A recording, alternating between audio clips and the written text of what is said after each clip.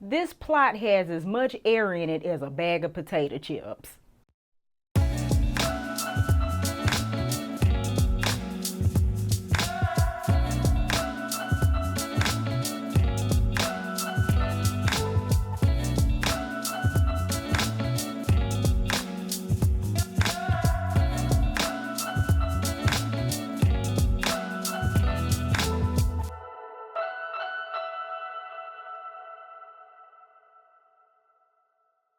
Hey Max and Mavericks, welcome back to my channel. If you are new here, welcome to Mac the Maverick, where we talk all things well-rounded womanhood, like life, relationships, subpar entertainment.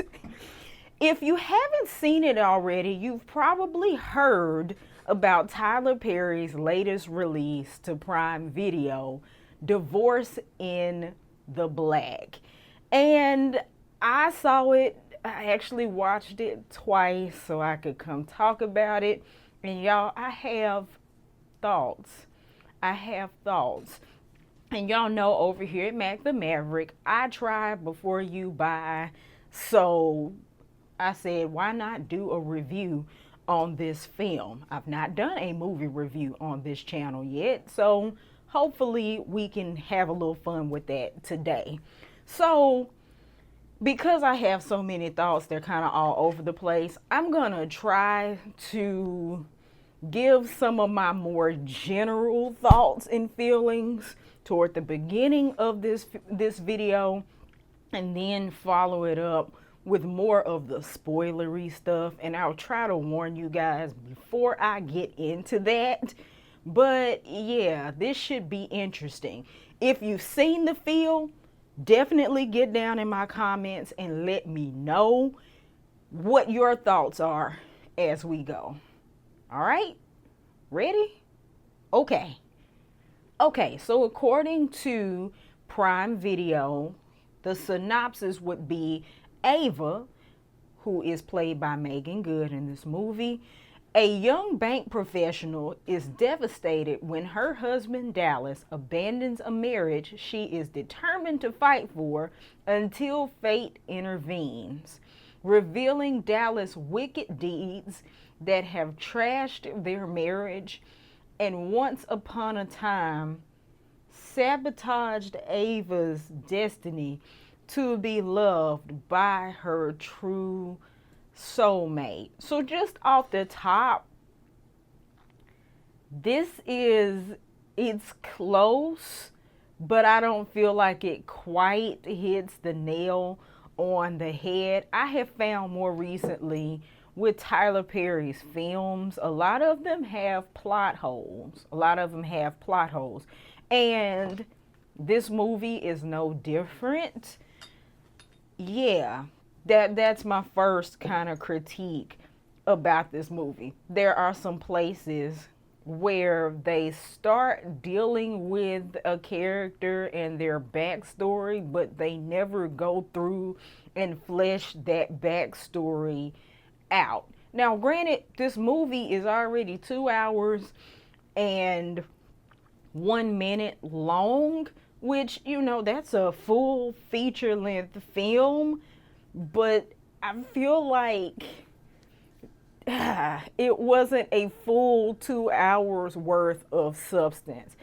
I'll put it like that.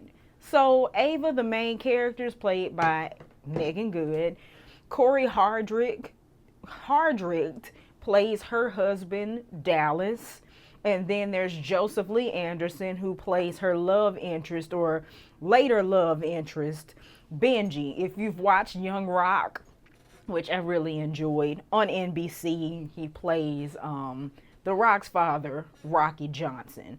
Also, we have, to round out this cast of known actors, Debbie Morgan, who we know and love, as well as Richard Lawson, playing Ava's parents.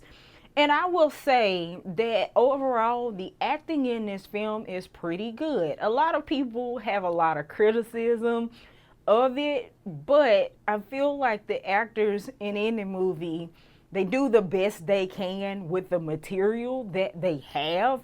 And I could definitely say that for this cast. Now, some of the acting in certain scenes is over the top, or for certain characters, like Corey Hardrict. It's interesting seeing him in this character versus who he appears to be in real life. He seems to be a really nice guy in real life, and he is really, really not a nice guy in this movie.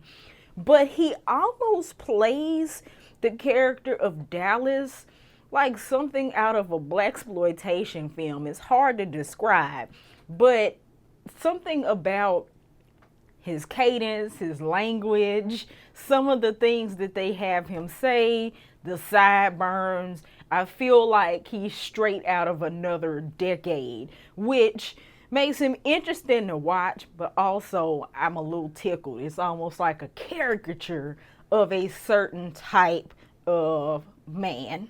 Also, general criticism or general thoughts. This movie is supposed to be set in Georgia. The main characters live in Atlanta, but they're from a small town, an hour and a half away from Atlanta. Like, it's rural.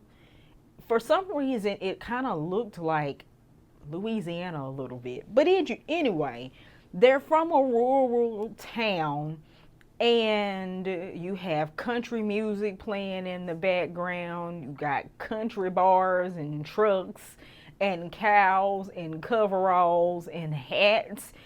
I feel like, without knowing when this movie was conceived and filmed, everybody is leaning into this whole country moment that is happening right now. And for me, it felt disingenuous. It's hard for me to explain it. Like, I'm from Mississippi. I know lots of black people from the country and from rural areas.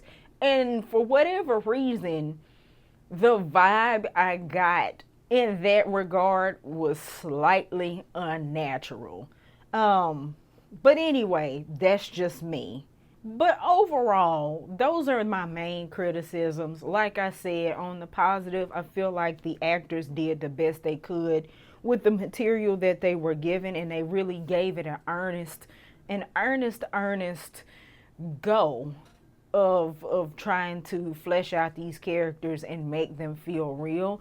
And as much as people are going on and on about how terrible they thought the movie was, it was entertaining. Like I said at the beginning, I watched this movie twice, once for my own benefit, and then I went back and watched it again so I could make notes, and it didn't kill me to watch it again. Actually, funny story, I watched it by myself the first time, and then last night I watched it with my husband, and he wasn't intending to watch this movie at all, because it's not really his thing, but he ended up kind of getting sucked into it. So it's entertaining. I would say, if you just want kind of an empty watch to eat your potato chips or your popcorn with, this is a good film to do it. You just might have to lower your expectations a little bit.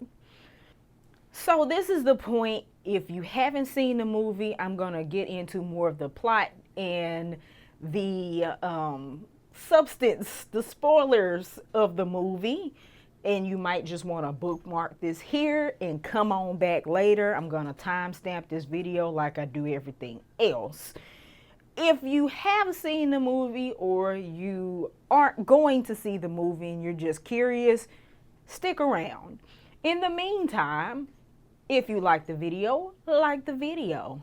If you are not already subscribed, I'm inviting you to subscribe to my channel. Click the notification bell so that you are alerted whenever I post something new. Both of those things are great ways to support my channel that cost you absolutely nothing. And I really, really appreciate it. So do that when you get a chance. All right. Observation number one, some people are hard to eulogize. So when we open this film, it opens with one of the most outlandish film scenes I've seen in a long time. I think it was meant to be dramatic, but it really played as comedic. It was hilarious. But anyway, they didn't wait 5 minutes to get into the foolery. They're at a funeral. The film opens, they're at a funeral, and you have Ava and you have Dallas. It's Dallas's brother that has died. Ava's father, Clarence, is a preacher, and he's giving this eulogy. And we establish through said eulogy that the Bertrands, Dallas's family, they are terrorizing the town, keeping up all manner of evil. That's just, they are a menace to society. And the preacher, he tells it. He tells it. And at some point, it's like he starts off with the whole, y'all, everybody, you need to get saved. You need to get your life together. And he starts dealing with the eternal consequences of our life on earth, right? But somewhere the conversation, the eulogy takes a hard left. Yeah, a hard left where he starts poignantly pointing out everything that these Bertrands have specifically done wrong. Now, I get it. Again, they probably did that for our knowledge, for exposition and setting the stage for who these people are. But in real life, I wouldn't advocate you doing that.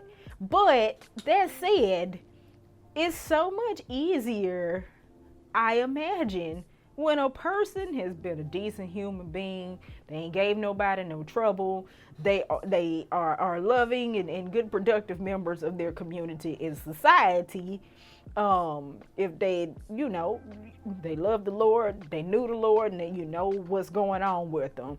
But for those that are in the predicament of Mr. Bertrand, who in this case died robbing somebody, that might be a little bit harder to address without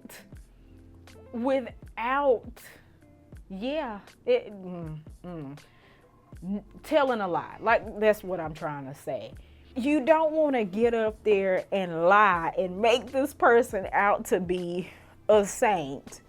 And at the same time, you don't want to get there and wear this person out before their loved ones. It's just not really the time or the place. And so I took away from that to, preach to the living, for sure. Think about their comfort, because you can't do nothing about that person, they gone. But my dad often uses the phrase, he lived and he died. If you don't have nothing nice to say at that appropriate time, just leave that out. But for us, it's also important to live the way you would want your eulogy to be preached. Live the way you would want your obituary to read. If you don't want anybody to be in a position where they gotta try to make up stuff to make you look good, then just don't be that person, or strive every day to be a person who can be spoken well of. That's just my opinion. You can do what you want to with it. My second observation, don't hold your charity over the head of the next person. So we also establish that in this part of the movie, Reverend Clarence and his wife and possibly the church have paid for this funeral, and they've also clothed the mother. And the mother, of course, is getting incensed because the pastor is saying all this bad stuff about her son, though it may be true. Still, and she's offended and insulted and all this kind of stuff, and she gives up and begins to give a piece of her mind, and she starts stripping down in front of everybody, and she doesn't just instruct her sons to take this casket out. She instructs them to take the body of her dead son out of the casket and usher it out. And as crazy as that sounds, I do understand where she was coming from, and that she didn't want held over her head that these people had done anything for her. And it's like, if you give because it's the right thing to do, not necessarily because you expect anything back, and not because it's a bargaining chip to treat people any kind of way. So I do kind of understand where the mother was coming from. But I also want to note that the mama was the problem. She kept getting up and saying, don't say that about my boy and all that kind of stuff, because it time and place. But at the same time, that your sons are keeping up all kinds of garbage. And we see over the course of the movie that she supports and in some places instigates that behavior. And that I can't get behind. I'm sorry, I cannot stand to see people, they know that they like raising their kids to do crazy stuff, putting them on game to do crazy stuff that'll get them killed, stuff that'll get them sent to jail. But the minute you say something, it's, don't talk about them, my son's a good person, blah, blah, blah, blah, blah. Ma'am, I have an ocean to sell you in Arizona. So we established that in this case, the mama was the problem. And the way the sons looked at her, you can tell that they pretty much bow to whatever she says, right or wrong. Because when she asked for the casket, for the son to be removed out of the casket, they all kind of looked at her like, Mama, that's crazy. But they did it anyway. I think I'm on observation number 4. We know that Ava and Dallas have this tumultuous, toxic, abusive relationship. And I picked up that the signs were there very early. After the funeral, Ava's running around town trying to find her husband. She pulls up at her in-laws' house, and they are, they're very ugly to her, as they have been all day. And she finds him sitting in an old truck that he had worked on with his brother. And she begins to kind of reminisce on memories, trying to lighten, I guess, the mood and bring to Dallas's remembrance better times with his brother. And she mentions their prom night where the car broke down, and he's fixing on it, and he gets covered with oil, and he ends up putting oil all over her dress. And she says, "You were so mean." They were 17 or 18 at the time, and it makes me think about kids on a playground, how we say things like, well, if a little boy hits you, then he must just like you. And I'm not cool with that. I never really thought about it until I grew up, but that has to stop. It has to stop. And in her case, it probably started off as seemingly small things like that escalated up early. So I just encourage anybody to really pay attention to the small signs. Nobody should be mean to you. Nobody should be doing awful things to you at your expense. It might seem lighthearted, but if it's mean-spirited, then it's still wrong.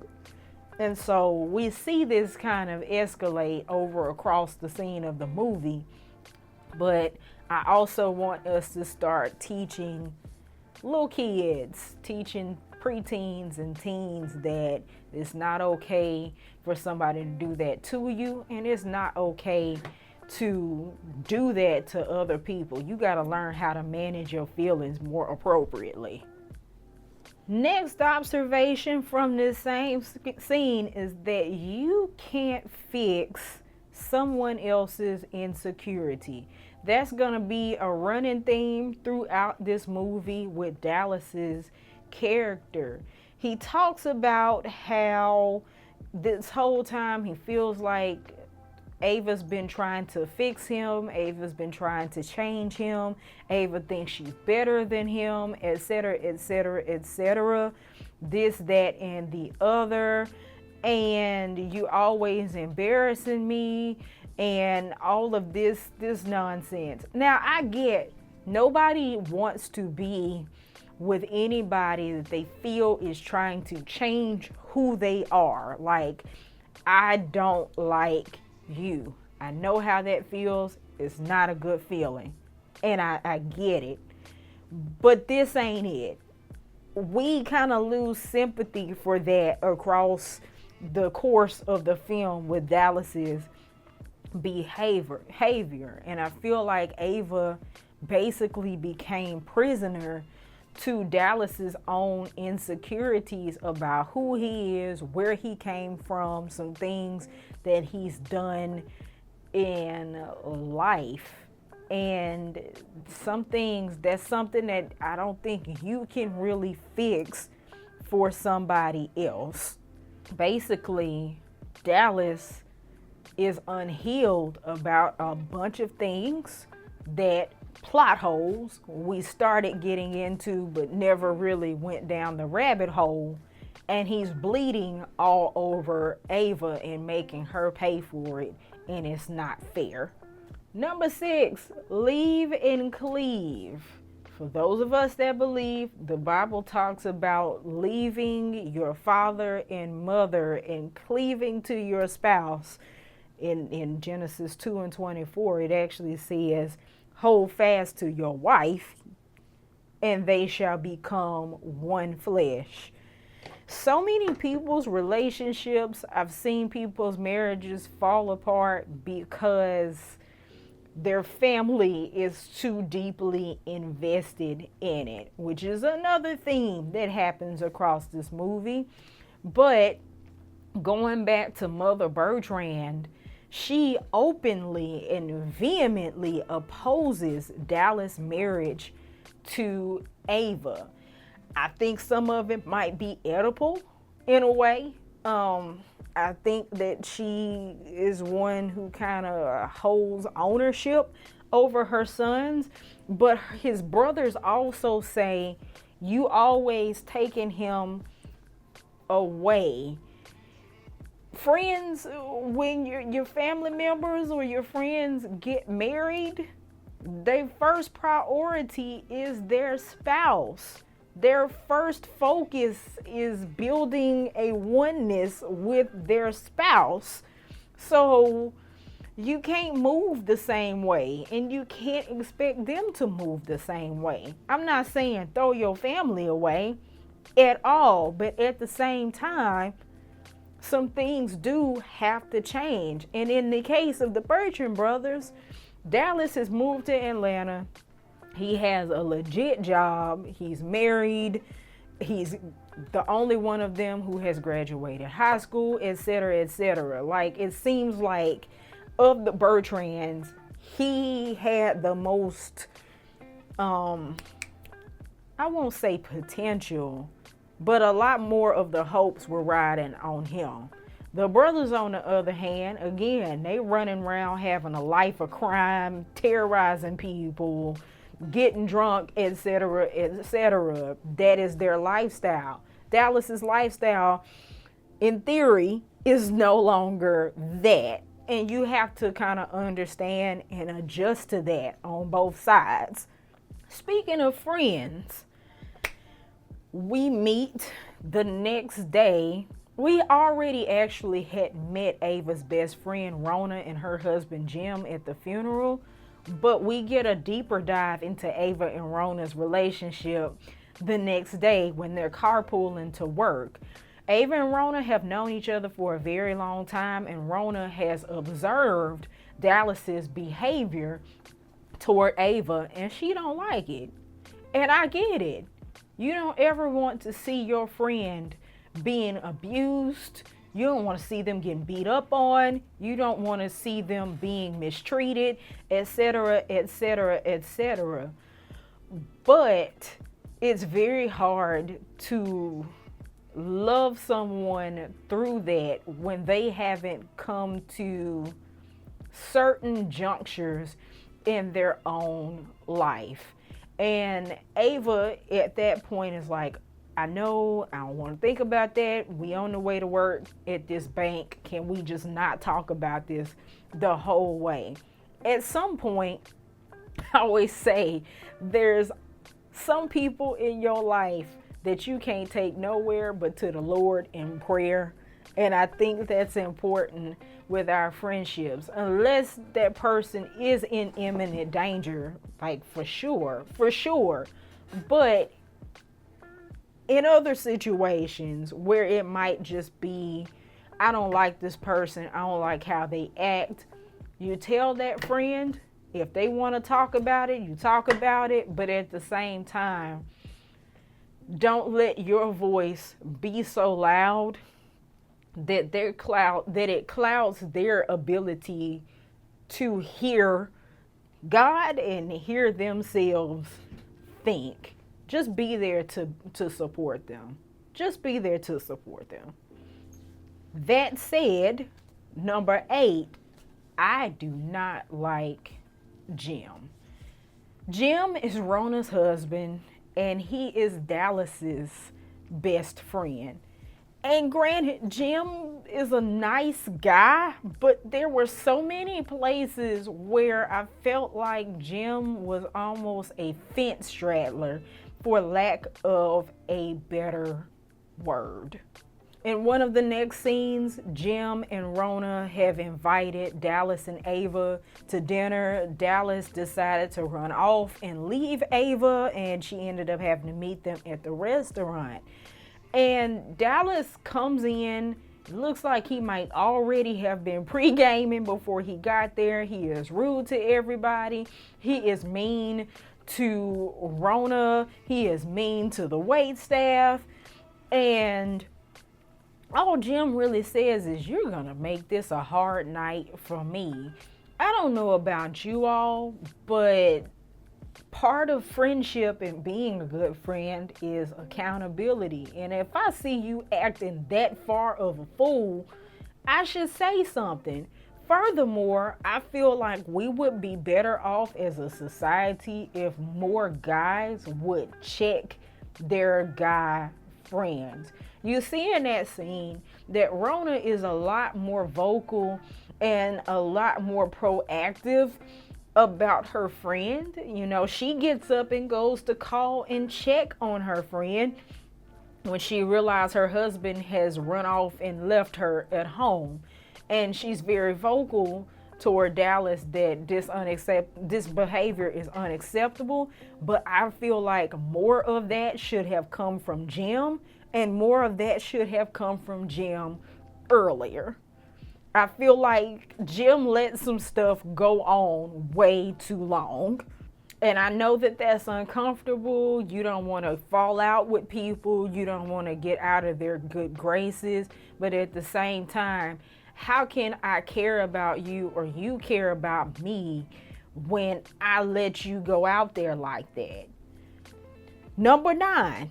So, Corey Hardrict's character, Dallas, he goes into this tirade about how he wants a divorce. He just wants her to sign the papers and this, that, and the other. And I believe this might have been the point when he says, I always feel like you judging me. Ain't nobody judging you. You is wrong, you is rude, and you is making a fool of yourself. Okay? It's something about where we are right now in society where everybody's like, don't judge me, this, that, and the other. That's great. Everybody wants compassion, everybody wants grace, etc., etc. But at some point, nobody's judging you. They just telling you that you wrong and you need to clean up your behavior. Like sometimes you just need to hear that. Everybody in your life cannot patty cake you through life and just watch you self-destruct. Sometimes people need to tell you, you is rude, you is wrong, and you is making a fool of yourself. And this is where, again, Jim got on my nerves. I wish he had said a little bit more. So after the divorce announcement that Dallas makes, Ava decides to go back home, and she has a lot of heart-to-hearts with her mother, with her family, and they're there to support her, which is wonderful. And her mother's character, Jean, that's her name. Her mother, Jean, has some conversations with her, and after really seeing an eye-opening portrait of what has really been going on in her daughter's life, she really comes to terms with some of the places that she might have neglected her daughter coming up. And I know that's got to be hard. I can't imagine it, but you know, parents, I know they do the best they can, and sometimes because they're human, they're not perfect, they don't get it right 100% of the time. But in some of those conversations, you know, she asked, like, why didn't you say anything earlier? What made you stay? This, that, and the other. And I realized that shame and guilt are great silencers, as well as the fear of other people's reactions and the consequences of, you know, how they might run off. I'm not going to tell my dad because he going to go and kill this man. I'm not going to tell my mom because I feel like she'll be disappointed in me, or this, that, and the other. And so a lot of people stay in situations because they're ashamed and they're internalizing guilt. And that's kind of heartbreaking. And I hope that anybody that is in that place finds the strength to push past and to know that, hey, it's not your fault. That, hey, you did the best you could, and you need to lean on people to get you through. And don't let your shame or your guilt about your situation stop you from getting the help that you need. That is what the enemy wants. He wants to silence you. He wants to isolate you and to keep you from your healing. So I encourage you to not let that stop you. Also, on that same note, kids need to hear and know that you are proud of them. I don't care who you are or what your relationship might be. There's probably been some time in your life where you just really need to hear that your parents not only loved you, but that they were proud of you. And I've seen a lot of parents withhold their pride, withhold their accolades, withhold their encouragement from their children, I guess, to try to make them better in some way, but it doesn't work out well later. Like, that shows up in you as an adult in other ways. So whether a child is a child or grown, they need to hear that you are proud of them, and also that you don't love them because of what they do. Like, you don't love them because you're proud of them. You love them because you love them. And even if they don't succeed at this, or even if they do have a stumble or a failure, that you still gonna love them just because. So that's what I got from those conversations between Ava and Clarence and Jean. I thought that was great.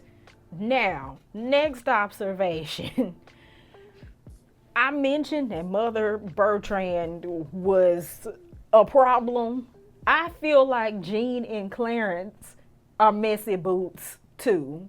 So enter Benji. We know now that Benji is her childhood, I guess another childhood crush, a childhood love interest that was at some point beat up really, really badly by Dallas and his brothers. And so it just never became a thing.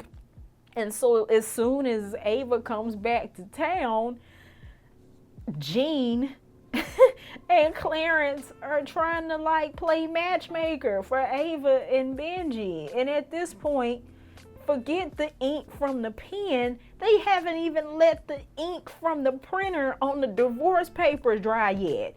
That is messy boots. And I'm with Ava. Give that lady some time and some space to breathe and stop causing all kind of calamity, because we already see with Dallas as well, he thinks in his paranoia and delusion that Ava has been cheating on him the whole time and all this kind of stuff, which is not true. And at some point it actually puts Benji in great danger. But also, man, this lady ain't even divorced yet. Like, she just found out that her husband wanted one a few days ago, and you already trying to like remarry her off. Give her some time. Back. Give her 50 feet. There's a series of events where Benji becomes increasingly unhinged. His family members are spying on Ava and sending him pictures, trying to egg him on. He gets upset that she actually called his bluff and signed the divorce papers immediately. Well, she gave you what you asked for. That's a big word, and you cannot unring that bell. Don't bluff about that, because somebody might actually call it, right? They throw Ava a divorce party, and he pulls up and sits outside and all but tells Jim, because it's at Jim and Rona's house, that I'm coming in. You're not finna tell me that you're coming in my house to a party that you weren't invited to. Now, granted, it's an awkward situation for Jim because Jim is Dallas's friend, but he's also Ava's friend, and they're essentially, celebrating Ava's release from this man. All that says to me is that Jim probably knew that Dallas wasn't about nothing a long time ago, which says a whole lot about Jim. And even Rona invites Benji to this party trying to make some stuff happen, and it just felt so rushed. Granted, it's a 2-hour movie, but it just gave Lifetime. Like, it just, what? And so Dallas commits to come sit outside the bank where Rona and Ava work, and Jim had to go get him. And all these other situations where Jim had to go get him, or let me just talk to him, or the restraining order that Ava didn't want to file, but she ended up eventually filing. And, Dallas just comes through Jim and Rona's house like he owns the place and he got a key, and he stay there on weekends to interrupt them having essentially a double date with Ava and Benji. And Jim had to handle that too. And it's like, bruh, why? And I say this to say observation number whatever it is at this point. You can't always babysit your friends, and you shouldn't expect them to babysit you. At some point, we all have to be adults. We all have to be adults. We all have to conduct ourselves in a way that is not going to force the people around us to either walk on eggshells or have to cover for us or run up behind us all the time. On the flip side, at some point, there comes a time in your friendship where you have to draw the line and say, I'm not babysitting you anymore. You are doing some things that I can't be a part of. come back when you get it together. I love you, but we not finna keep doing this. And also, you not finna keep disrespecting my spouse in my house. Weird. Jim, what is wrong with you? So somewhere in the neighborhood of all this nonsense, Ava, they've gotten this divorce. She's changed her locks, and Dallas has managed to get in, and she wakes up. Benji is in the house, and he is sitting at her kitchen island eating cereal like he still lives there. And you can tell that he is regretting what he has done, but of course in his own toxicity, he's not gonna say that. He's just gonna bulldog his way through the situation and expect her to just lay down and take it. And after that incident, Rip Clarence decides that he's going to come down there and install cameras and put some firearms around for Ava to protect herself. And that scene I did really love. Daddy's gone daddy. I know mine would. So I really love that. And furthermore, while this is going on, Dallas has gone and shook up Miss Jean, Lady Jean, in the grocery store. And of course, when Clarence hears this, he goes ballistic after Dallas. Husbands go husbands, and I love that. But at the end of this movie, Ava gets to a point where she's over it, and I imagine she's feeling like this isn't gonna end unless I end it. So she baits Benji back to the house, and she kind of sets it up to make sure that he has beat her up, that she has proof that he has harmed her, because she all but knows she's going to have to kill him. Now, I don't know whether she really needed to bait him into doing something stupid, because so far he's done fine and well enough on his own with that, but that's neither here nor there.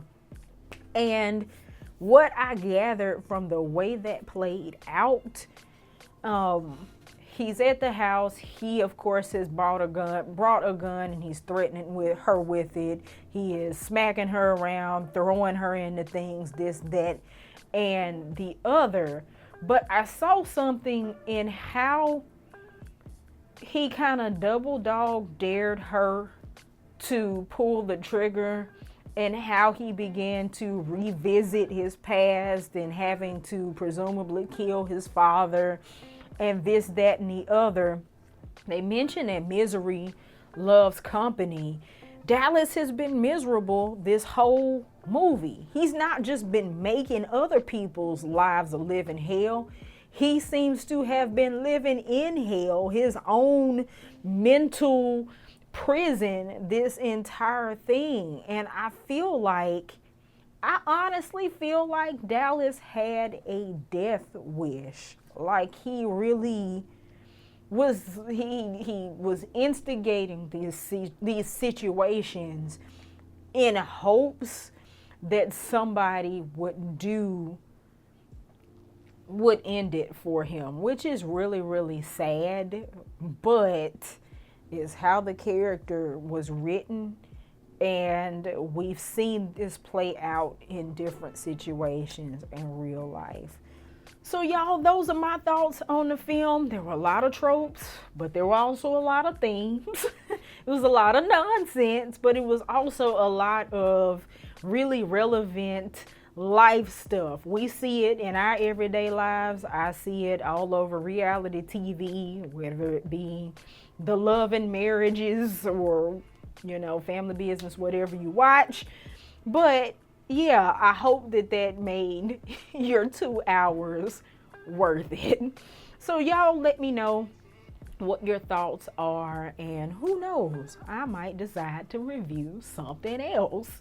So in the meantime, do what you love what you do, and don't forget to take some time to do something fun for you.